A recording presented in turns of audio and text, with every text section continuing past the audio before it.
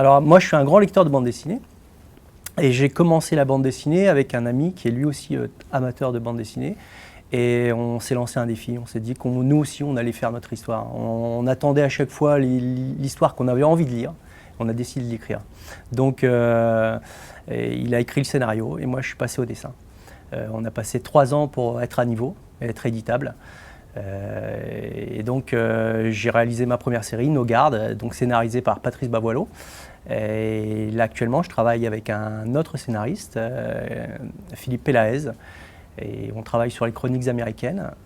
Et là, le travail est un peu différent, c'est-à-dire j'ai moins de latitude dans le sens où je suis vraiment au service du scénario. J'interviens moins sur le scénario, ce qui n'était pas le cas quand je travaillais avec Patrice Bavoileau. D'ailleurs, là, j'ai repris le travail avec Patrice sur une nouvelle série, King Kong.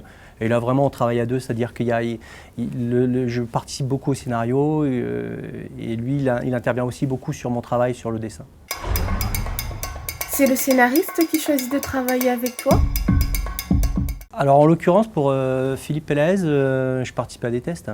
En fait, on était plusieurs dessinateurs à participer au test. Ensuite, moi, j'ai été choisi. Alors, on était en contact avec une première maison d'édition. Le projet a été refusé. Alors qu'on avait déjà bien travaillé dessus, hein, c'était en cours. Il faut savoir que parfois, avec les maisons d'édition, on va assez loin dans le projet. Et ça peut être annulé au dernier moment, ce qui nous est arrivé. Et finalement, on s'est retrouvé avec Des Bulles dans l'océan. Édité donc par Des Bulles dans l'océan pour continuer l'aventure. Et donc c'est lui plutôt qui m'a proposé le scénario. J'ai fait les tests et le dessin lui plaisait, ce que je proposais en image lui plaisait, donc ça a été signé. Voilà. C'est un choix de ta part de faire des séries BD?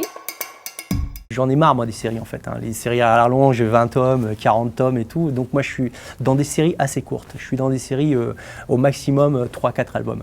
Mais c'est sûr que travailler sur une série, c'est assez compliqué parce que vous vivez pendant 4-5 ans avec les mêmes personnages, finalement aussi des fois les mêmes décors. Sur Nos Gardes, on a travaillé 6 ans dessus. C'est à la fois passionnant, puis c'est une routine qui s'installe et il faut tenir cette routine. C'est-à-dire que je reprends une expression de Chauvel, qui est un ami dessinateur, et qui nous disait souvent on est un peu comme des moines, on travaille tout le temps, tout seul, à la maison, sur des plages horaires assez longues.